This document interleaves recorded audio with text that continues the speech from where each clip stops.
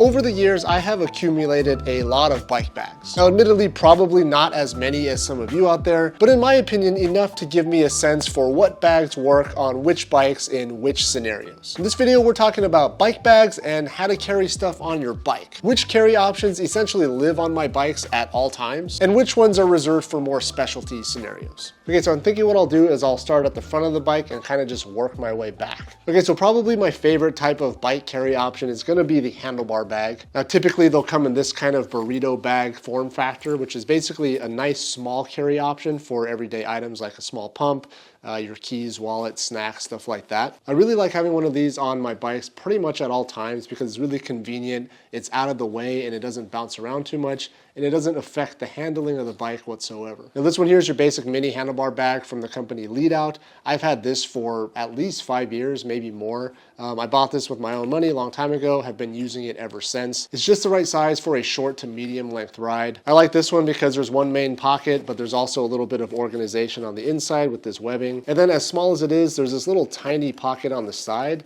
Oh, there's a GoPro battery in here. Perfect for GoPro batteries, but also like key fobs or some extra cash, stuff that you're gonna put away for most of the ride and take out very infrequently. Now these just mount to your handlebars using 2 straps.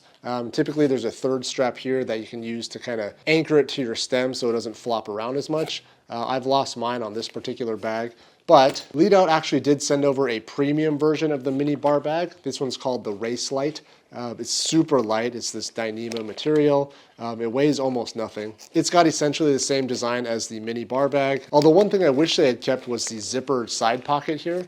Now it's just this little side pouch, which I'm sure saves a little bit of weight, but the security of having a zippered side pocket here was really nice. But anyways, a small burrito style handlebar bag is pretty much something I've always got on my bikes. Now these mini bar bags are pretty small, so they're not gonna carry a ton of stuff, which is why I'll run something like this Swift Kessel bar bag, which is the same exact concept as these burrito style bags. It's just a little bit bigger. Now this bag has basically lived on the Ritchie Outback since I built it up.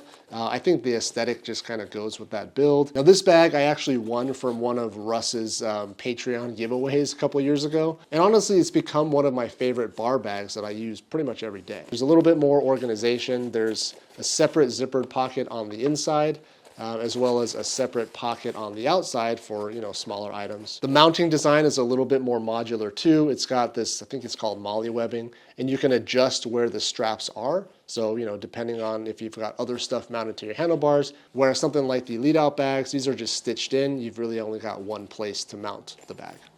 And then you've got something like this Oveja Negra. I think it's called like the 925 or something. This generally stays on my wife's bike, and it's really handy for carrying like kids' snacks and all that kind of stuff that we need when we go out for family adventures on bikes. But again, same kind of design, 2 mounting straps for the handlebars, and then a 3rd strap for securing it to the head tube or the stem. This bag is a lot bigger. Okay, see what I mean? We got like kid snacks, pine cones because kids like to pick up sticks and rocks and stuff. Here's a nice piece of bark. But again, very similar design, just essentially a slightly larger version than the Kessel bar bag here. Really big inner pocket with this like bright material in there. It makes it really easy to find stuff. Inner zipper pocket, and then an outer just mesh pocket. Now this is nice because the mesh actually closes up with some Velcro, so you could put whatever in here and feel pretty confident that you're not going to lose it. Okay, so the next style of bike bag that I'll talk about is your feed bag. Now this style of bag is meant to sit sort of next to your stem, behind the handlebar. So these are primarily used for, storing an extra water bottle or snacks. And all of these have sort of a semi-open top design, which is really good for just reaching in there, grabbing some snacks while you're riding. Okay, so I've got a few examples here. This is a nice one from Outer Shell. I've got a somewhat older one here from Chrome Industries. And then this one was actually an add-on accessory to the Swift Kessel bar bag setup. I've got 2 of these, and they're meant to clip to the handlebar bag behind the handlebars. And for me, the only difference between these 3 is basically the size. So if you really want to store a lot of stuff in there, you go for a bigger one like this Chrome Industries one that I have.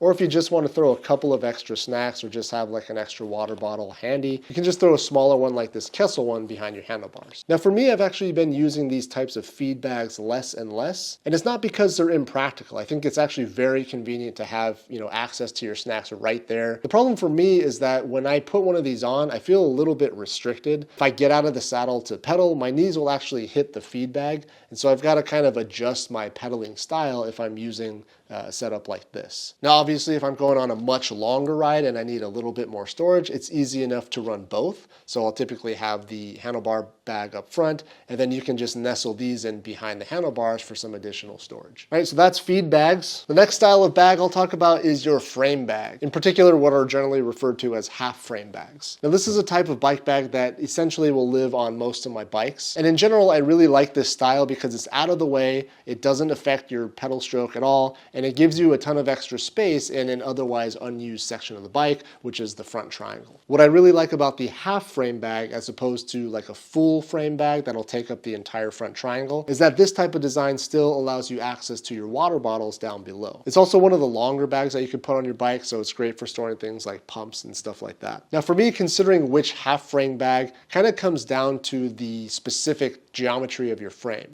This outer shell half frame bag, for instance, comes in a few different sizes because the makers kind of understand that the fitment is very specific to your bike.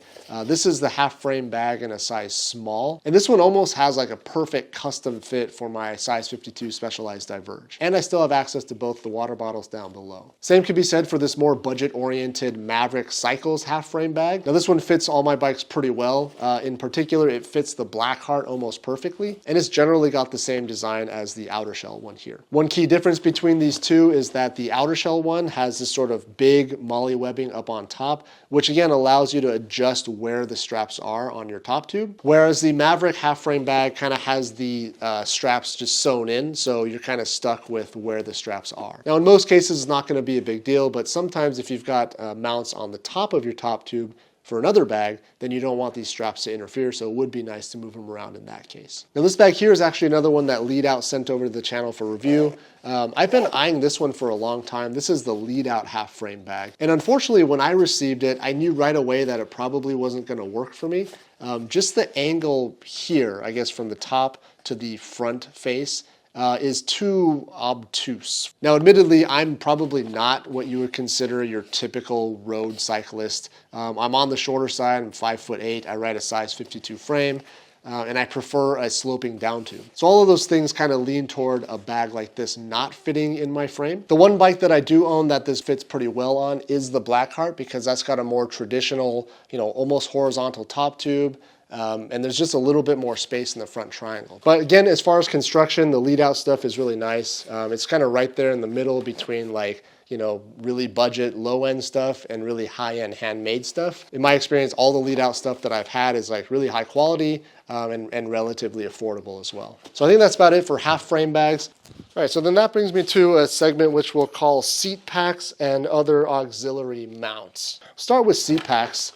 This is another product that Lead Out sent over. This is their Race Light saddlebag, I think it's called. It's got enough space for like a road style inner tube. Right now I've got a 700 by 43, so it's got a gravel inner tube in here now. It's a little bit bigger, but it still fits in here fine. I think generally this type of bag was designed for like a 700C by 28 to 32 millimeter inner tube, which would fit in here really nice. Now, one thing that I really like about this Lead Out bag is that it's got this little insert which is tethered, so it's not going to fall out, but you can pull it out of the bag. And this is essentially just a tiny ride wallet. It's got an open side where you can stash like a credit card or some cash. And on the other side, it's got this little secured Velcro pocket, which is perfect for storing like a key fob or something that you really can't afford to lose. And then you just slide this entire like mini race wallet back into the main compartment of the seat pack, and then just close the whole thing up and put it back under your seat. So really cool design, kind of doubles as like a ride wallet slash seat pack with that sort of separable insert. Really like this design, been using this one a lot.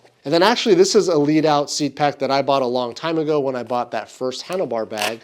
This was not sent to the channel for free. I actually paid for this a long time ago. This is more like a wrap. And so what's cool about this is it opens up and you got a couple of pockets. Typically I've got like a mini first aid kit in here, along with a patch kit, some plugs, and like a tire lever. And then I'll roll it around an inner tube.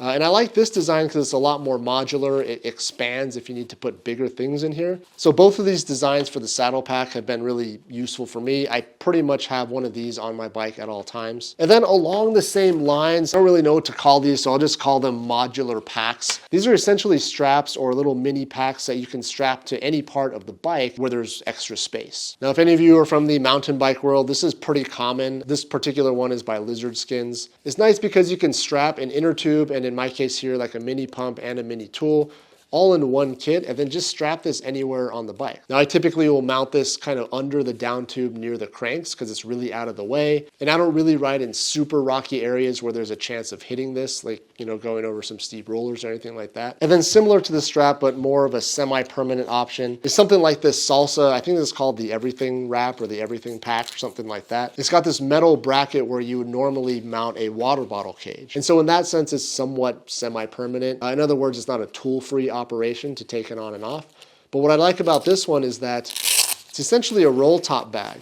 In here, you know, I typically have like an inner tube. Usually I've got like a multi-tool, a patch kit, some plugs, and a tire lever. Stuff all your stuff in there, roll the top down over it, and then there's this little strap that goes around the outside. And then this whole thing is mounted to the bottom of your down tube if you've got water bottle bosses down there. And you can just use the strap to really secure this thing down. So this really is not going to go anywhere. It's very secure. And then somewhere in between these two options is the Dakine Hot Laps Gripper Pack. I've had this thing forever. It's like a semi-open pack. You know, it's not totally enclosed, but there's these side supports, which is enough to stuff a inner tube in here. And then you've got pockets on the outside for like a CO2 or a tire lever or something like that. And then the flap will come over the top and secure everything down. And then the strap kind of holds everything together against your frame. Okay, so that's accessory wraps, I guess we can call them. Now for me, this is not like an everyday kind of thing. These don't necessarily live on my bike. I think I tend to use this style of wrap more on a mountain bike ride where I don't really need to access these items all that much. All right, so getting down toward the end here. Now I really wish I had the time to get out on longer distance adventures, perhaps some multi-day trips. Now, you know, I don't consider myself a bike packer by any means. So if you totally don't want to listen to my advice about these options, then I totally get it. Now, all the stuff you see here is from the company Old Man Mountain, which in my opinion makes some of the best like rugged rack and pannier setups available. This is your divide rack, and this is the smaller, more modular Elkhorn rack. When I was testing these, I actually really liked them. You know, I've worked in bike shops for a long time over the years,